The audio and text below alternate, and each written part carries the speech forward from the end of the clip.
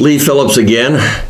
I just did a YouTube on how do I update my trust, how do I amend my trust, and now I want to talk about what do I do after I've made an amendment to my trust, or after I've restated the trust, as we say, or rewritten the trust. So what do? Well, in theory, you don't have to do anything. But in reality, practical, yeah, you do have to do something. Because when your bank, you went down, and I assume your bank account is owned by your trust. That's great. This is the trust dated in 2006. I've now amended the trust in 2023 or 4 or 5 or whatever it is, okay? So I've amended the trust. When I went down to the bank and put my bank account in the 2006 trust, the bank agreed that they were going to govern that account by the terms of that trust. But wait a minute, I've totally rewritten the trust. I've restated the trust, we say, or I've amended the trust in 2024. Well, the bank doesn't know that. The bank has agreed that they're going to govern the account by the terms of that trust, the 2006 trust.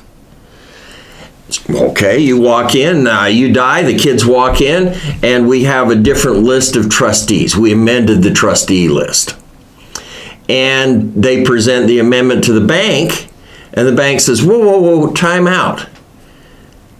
How do we know that mom and dad didn't make another amendment to this trust? How do we know this is the last amendment?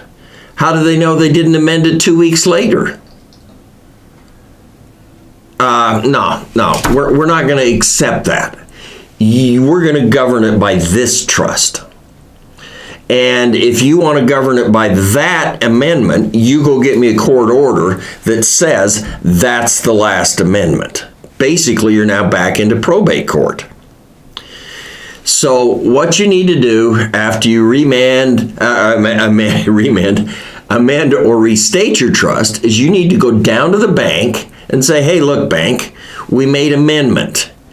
Please change the signature card so that it reads the John Doe Trust under agreement 2006, John Doe trustee, as amended 24 September 23 or whatever it is. So now the bank is looking for that amendment or that restatement. In fact, they've probably taken a copy of it and put it in their files so that they can see that this is the amendment that they're dealing with.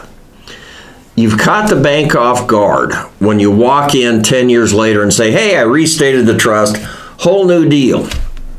The bank doesn't know that this is your last restatement. The bank doesn't know this is your last amendment to your trust. So they're not going to honor that until they get a court order that says they need to honor that specific amendment or that specific restatement. You need to change the property deeds too, because the property deed, if it says that Mary is going to be my trustee when I die in the original trust, and the amendment says that David is going to be the trustee, David signs the deed, that deed doesn't match with this trust, and so I don't have good title to pass on to my new guys because it doesn't have Mary's signature, and this deed called for this trust where Mary was going to sign it. So if David signs it, I don't have good title. So you may have to make out a new deed.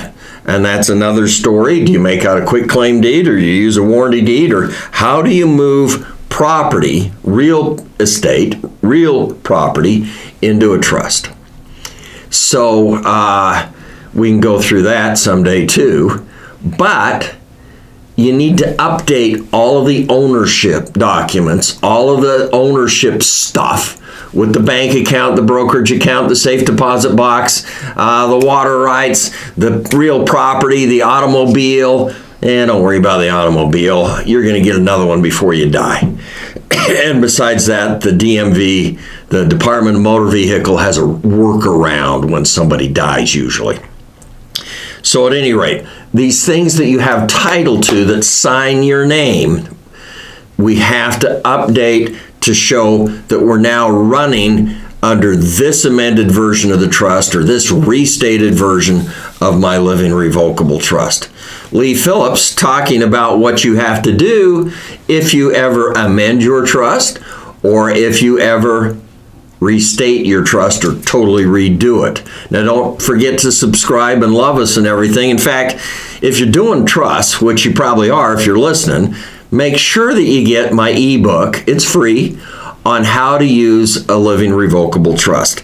Now, we don't sell your information. I've never done that. I don't even have ads on these YouTube videos, you'll notice. I'm giving you information, and I'm giving you good information in the ebook. It's 30 pages long or something. It's not huge, but it's very good. You'll enjoy it. So don't forget to just click the linky thingy and get that, and then subscribe to the channel so you know what we're doing in the future. Lee Phillips, we'll catch you later.